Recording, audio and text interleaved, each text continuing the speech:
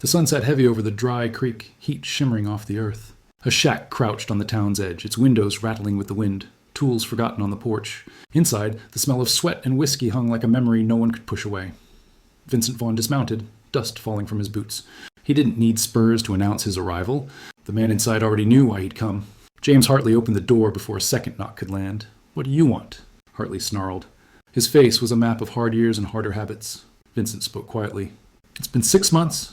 I'm here for what you owe." Hartley spat on the floor and lied, again, that he had nothing. He blamed the mines, the fields, the world. Excuses slipped out like smoke. Hartley's eyes moved to the back as he barked for Vincent to wait. He returned with a girl shoved into the doorway. Barefoot, hair tangled, a faded green dress clinging to her. Not a child, but young. Too young to be treated like currency. Hartley's grin was ugly as he offered her up. "She's 18, he said, as if that fact made the rest right. "You've land, money, no wife. Take her. Call it even." Melissa's voice was small but steady. "I'm not for sale." Hartley's hand cracked across her cheek and she hit the porch with the sound of something breaking. He sneered, calling her useless and ungrateful. Vincent did not answer with words. He stepped forward, reached down and held out his hand. It wasn't a bargain. It was a choice. She took it. Maddox's ranch, Vincent's place, felt like another world. Buildings lined the spread of land, horses stamped, men moved with the practiced rhythm of a working ranch. Vincent helped Melissa down from the wagon with a touch that was brief, firm, and otherwise absent. He pointed to a narrow room near the stables. A cot, a basin, a single cracked window. Not tenderness, not charity, just a place to breathe. A little girl watched from the stable doorway. Pale curls, solemn eyes. Ella. At first she was silent, then curious. The crew, though, watched Melissa with a different appetite. They whispered. They laughed. Where they started with words, their hands would later test boundaries. Melissa worked quietly. She scrubbed, hauled water, mended odds and ends. Ella watched up close and slowly warmed.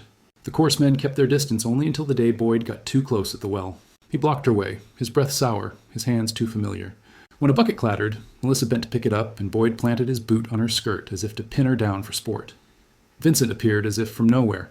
One arm held Ella, and the other delivered a single hard blow. Boyd hit the dirt. Vincent's quiet question. "Anyone else want to test where I draw the line?" It left no room for argument. He lifted Melissa, speaking softly only to her. "If anyone makes you feel unsafe, even me, you tell me. This is your home now." For the first time, she believed someone meant it. When rain came, cold and fierce, more bitter than welcomed, Melissa stayed out too long bringing extra blankets. By morning, she burned with fever. Ella, small and brave, brought water and climbed into the cot beside her, offering warmth and a child's devotion. Vincent came with medicine and paused at the doorway, seeing his daughter curled up next to the woman who had once been a transaction. He watched the tenderness unfold and felt something shift inside him that he hadn't realized was missing. Life at the ranch steadied. Melissa's hands found work in small joys, a child's laugh, a dog stealing bread, a kitchen slowly warmed by presence. She and Ella formed a quiet companionship of glances and small acts. One afternoon they spoke in whispers of mothers lost and of the silences that cut deeper than any wound. Vincent listened from the doorway, the weight of what she shared pulling at him. Not everyone accepted this. James Hartley returned, smelling of the same old claims. He brought with him Bernard Whitlock, a city man who smelled of money and thought propriety could be bought. Whitlock's offer was a polite sort of cruelty. Pay the debt, take the girl, and live in comfort. Vincent stood by Melissa as the men spoke. His stillness thundered. Hartley thought he'd won again. Melissa's answer was clear. "I do not want a new dress," she told Whitlock. "I want to be seen." Vincent walked away. Melissa ran after him and wrapped her arms around his back. "Don't go," she begged. He turned, hands at her waist, voice low. "I didn't know if I would choose," he admitted. "I just did."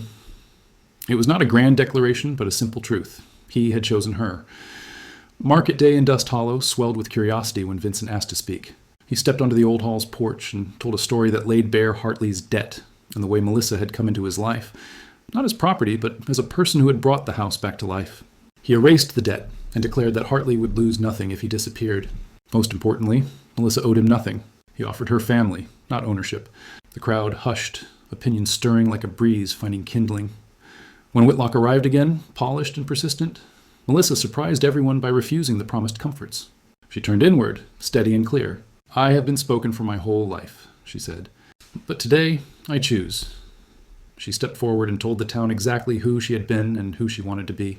Then, quietly and with a hand squeezed around Ella's, she chose Vincent. Everything that followed felt small and monumental all at once. Folding a ribbon into a burlap bag, the hush of a porch at sunset, Vincent waiting without pressuring. He moved toward her, closer than he had been before, and asked her again, softly, "Come with me." This time, she answered without hesitation. "I was waiting." Ella called them to go, and they walked off together, man, woman, child, and dog, toward a life shaped by choice, not debt. But the ranch's peace was not untroubled. One night a spark, a careless lantern or a stray ember, caught a barn on fire. Melissa saw the orange lick at the roof and ran without thinking. The hay was already aflame, and somewhere inside, Ella sometimes hid herself. Melissa plunged into the smoke and the heat, scooped the child up, and rolled onto cool ground, taking the worst of the flames to shield the girl. She emerged blistered and raw, but Ella was safe. Vincent arrived at the barn's glow with his heart in his mouth. When he saw Melissa's burns and the way she had put herself between danger and his daughter, he felt everything collapse into one steady, aching clarity. He tended her wounds, his hands steady until pain caused them to tremble. She asked why he had not touched her sooner. He answered with an honesty that opened a door neither had expected. "If I touch you," he said, "I won't be able to stop." She looked at him, and something old and fragile rearranged itself into possibility as the seasons turned. Small moments made a home, peeling apples by the hearth, Ella braiding yarn, laughter that came back to life like a song. Melissa and Vincent's connection was not a sudden blaze, but a slow, stubborn warming. People watched. Some judged, some softened. Hartley showed up once more, drunk on entitlement, only to find Vincent ready to stand. Vincent's warning was quiet, but absolute. Cross the line, and he would not be civil.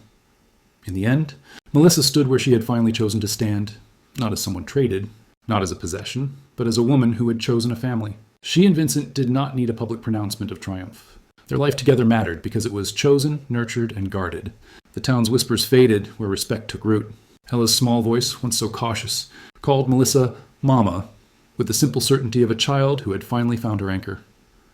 They walked away across a field that caught the last gold of the Sunday sun, together, hands clasped, a child between them, a dog at their heels. The past, debts, shame, bargains, did not vanish, but it no longer dictated who Melissa would be. Love, steadier than any storm, rose from the ashes in the quiet work of living.